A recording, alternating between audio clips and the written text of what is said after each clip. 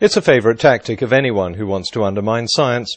Compile a list of quotes, usually from scientists, and usually taken out of context. Monckton does this, of course, but he also goes a step further. If he doesn't think the quote is convincing enough, he'll simply change it. One of the ClimateGate conspirators here, talking privately, says, "There has been no global warming for a decade. We cannot explain why. It is a travesty that we can't." The first thing to be suspicious of, if someone throws a quote at you, is the lack of a source. And very few Monckton quotes are properly sourced, which of course makes it harder to see whether they're real or imaginary. ClimateGate, for example, isn't a source. A date and an email reference would be a source. But this one is fairly easy to track down, because the East Anglia University emails are all listed on the net, and there's a search engine to locate particular emails. And this is the famous one from Trenberth that Monckton's referring to. The exact quote is, "The fact is that we can't account for the lack of warming at the moment, and it's a travesty that we can't." Now, if this means the same thing, then why change it? Trenberth, of course, was referring to the energy budget. Monckton thinks he should have been saying something more akin to a key Monckton argument about the lack of global warming for a decade, so presto, Monckton changes the quote to make it comply. Of course, it now means something very different. If you want to argue that it doesn't change the meaning at all, and it still means exactly the same thing, then why change it? Why not tell us what Trenberth actually wrote and let us make up our own minds about the meaning? This is a question I want you to bear in mind as we go through a list of other fabricated quotes.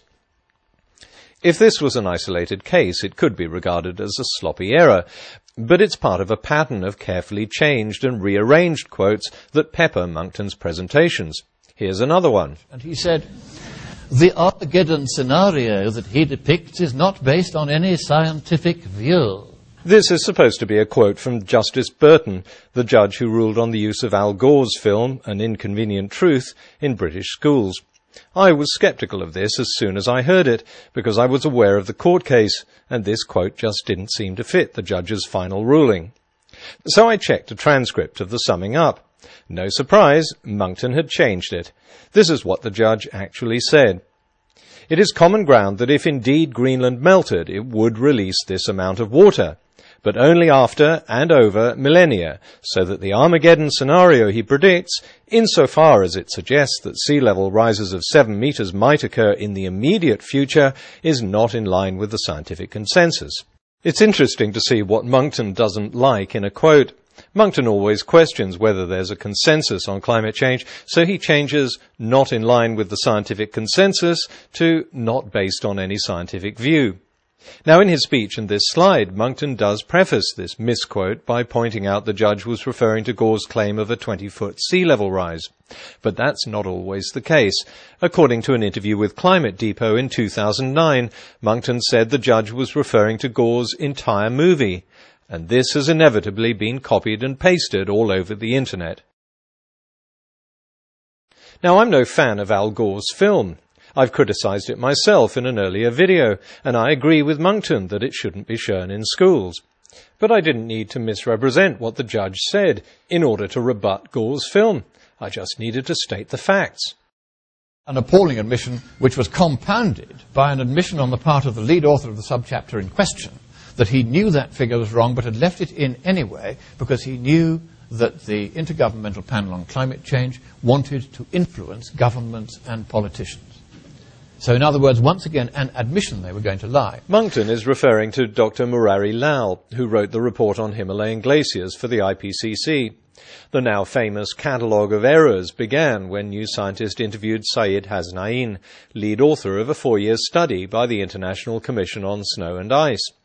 According to New Scientist, Hasnain's 4-year study indicates that all the glaciers in the central and eastern Himalayas could disappear by 2035 at their present rate of decline.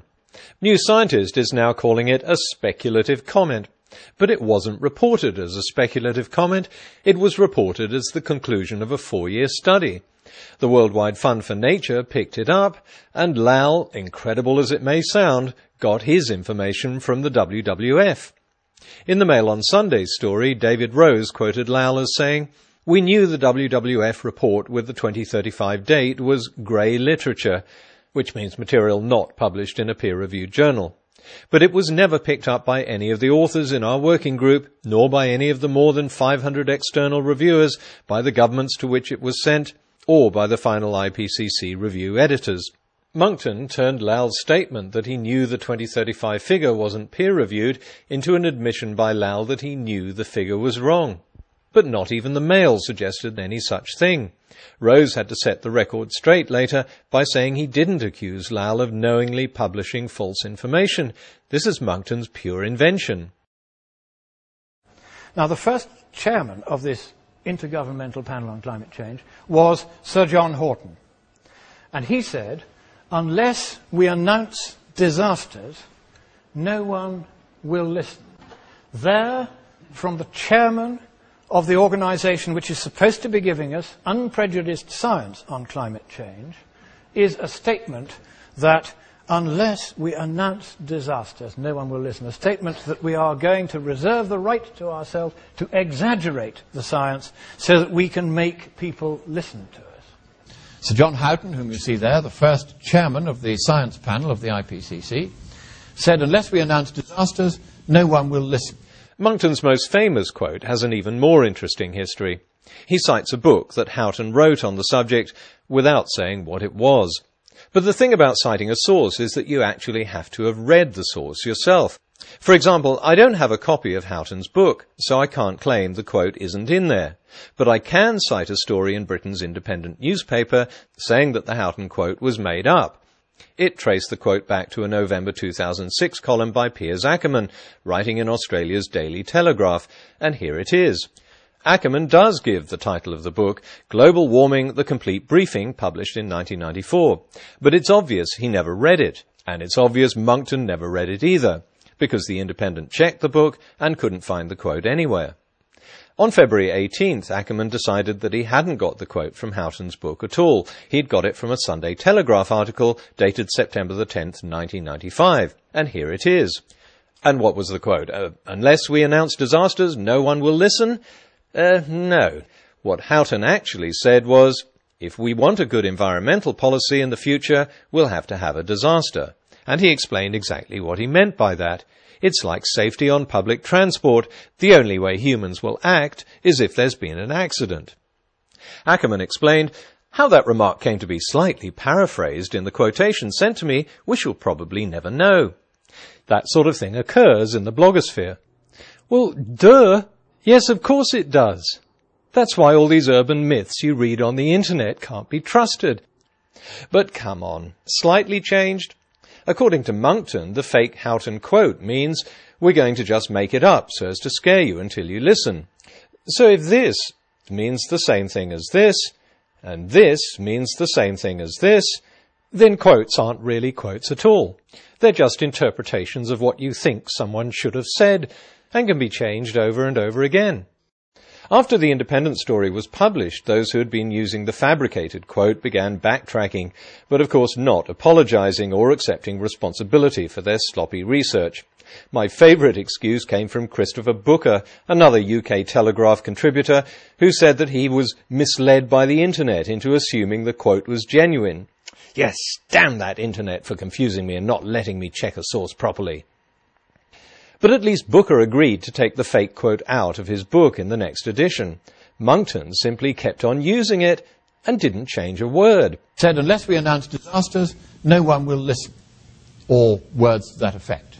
It came in a Sunday Telegraph article about a dozen years ago. He now tries to deny that he said anything like this, but in fact he did. No, he didn't. If you now know where this quote came from, and you now accept that it's inaccurate, then you shouldn't keep on using it, however useful it may be in supporting your arguments. You should check the Telegraph story for yourself and tell people what Houghton actually said. In all his previous errors, Monckton at least had the excuse that he's not a scientist and he has no scientific training.